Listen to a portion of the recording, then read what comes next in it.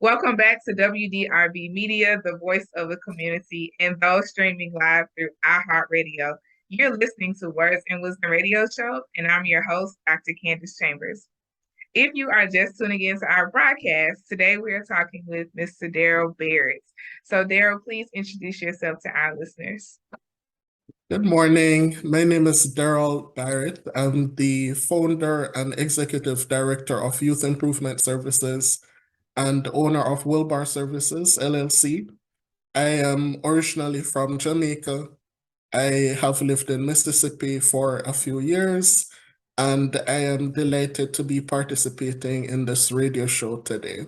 Nice, nice, nice. So walk us through like your educational and career journey, or you can do either one, but just kind of walk us through your background. Absolutely. So in Jamaica, I attended university and my degree was in teaching history education. So I taught history and geography at the high school level for 3 years. Then I migrated to the United States. And since then, I have worked in programs that serve as at-risk youth in workforce development, in residential settings. So I worked at Job Corps centers for 8 years, with one of the last ones being the Mississippi Job Corps Center in Crystal Springs. And more recently, I've worked at a community college with the Job Corps Scholars Program.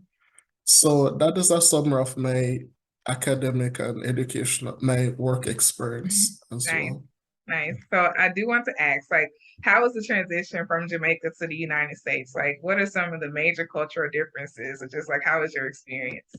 So before migrating, I had been visiting before, and I moved to the New York, New Jersey area, which is really diverse and a lot of Caribbean people. So there was not much culture shock, but of course the weather was different. And, it was a good transition for me. I was supported by family, and I was in an area that was culturally diverse. Nice. Okay. Well, that made it a little easier for you then. Yes. Okay, nice. Just one side question. How was it coming to Mississippi? Like, was there a culture shock there? So Mississippi reminded me a lot of Jamaica in a Okay. good way. So I actually fell in love with Mississippi. Things are not as advanced as some other places, but really nice environment for me personally. Okay. So again, not a culture shock. All right. I just had to ask. All right. Okay. So let's talk so what made you decide to enter the field of like workforce development, job training, things like that? Like, how did you get interested in that? So I think it was a natural progression from teaching. I have always worked in education, working with youth.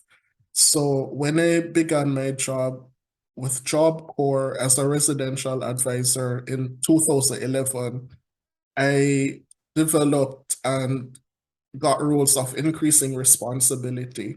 And Job Corps is a workforce development program. So I have done it for 10, 11 years, and I have found passion in the work.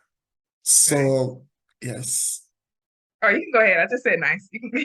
More recently, I also started a nonprofit that serves youth experiencing homelessness. And one of the best ways to exit homelessness is to develop your employability skills. So there's a workforce development component as well to give them the skills that they need to live independently. Nice, nice. All right, that's a good segue. So just tell us, like, about your involvement with youth improvement services, where the idea come from, and then some of the work that you all have been doing. Absolutely. So in 2018, I was working at the Mississippi Job Corps Center, and I was responsible for the dormitories, recreation, student government.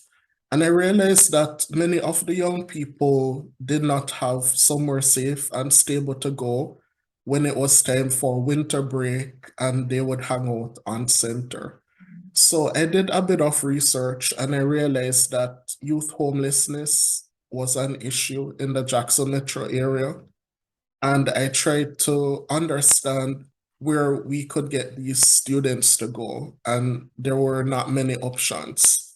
So I gathered a group of friends, did some community outreach, and eventually the organization was started in December 2018, and we've been going at it ever since then.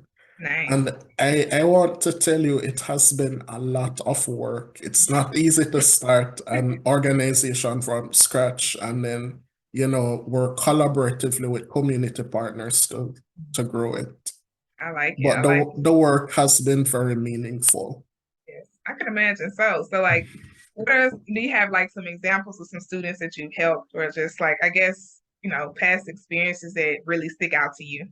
Sure, sure. So and I'll use youth improvement services as an example.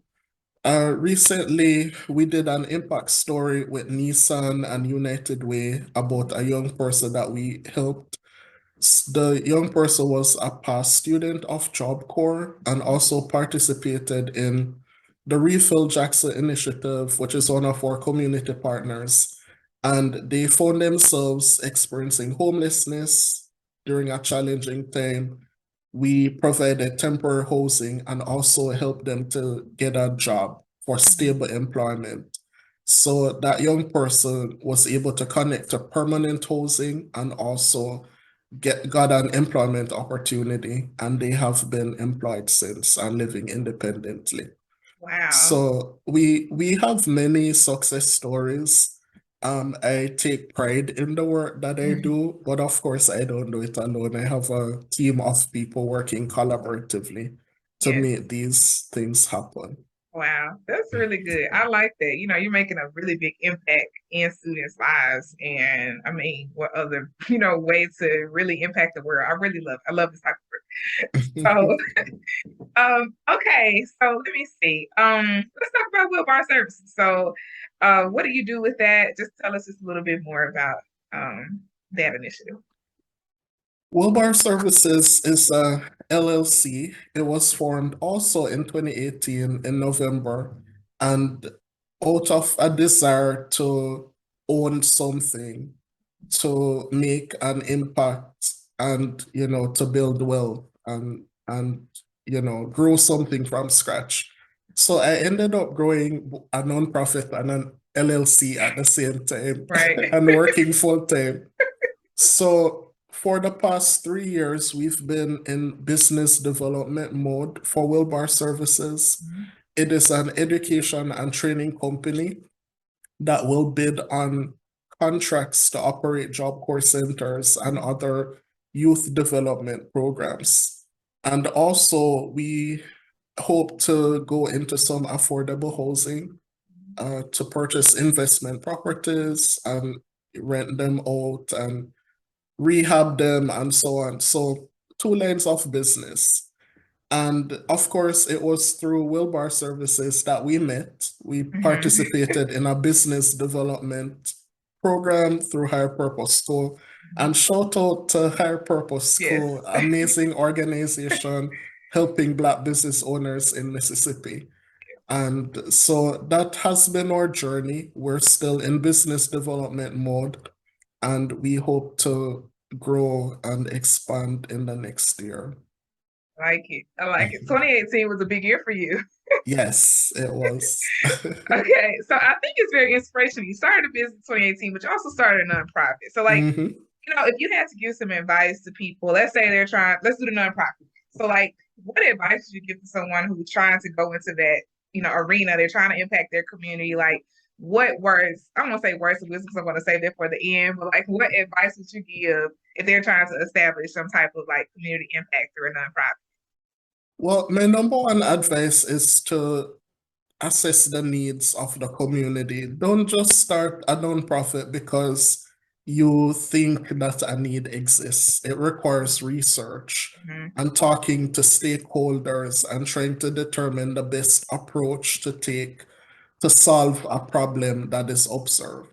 So my advice would be research and collaborating with key stakeholders before making the move to start the organization. I like it. That's really good Yes. advice. So thank you for that. All right. Well, I want to ask, do you have any lasting words of wisdom? It's very broad that you would like to share with my audience. My words of wisdom is that during the most challenging times in life, there is an opportunity to start over, to do something big, to turn that challenge into something great. So you mentioned that 2018 was a big year for me. All the new initiatives that I started was during a time of unemployment. Hmm. You know, I was down and out and I needed to pull myself up. So, Wow. I those two organizations are still going. So my encouragement, the wisdom I want to pass off is, when you're down and out, lift yourself up and start something challenging that you will have to grow into. Mhm. So I am happy that I've been a part of this conversation. And thank you so much for inviting me today. You're so welcome. Well, thank you for coming to talk with us. So, all right. Well, we'll end the conversation here. All right.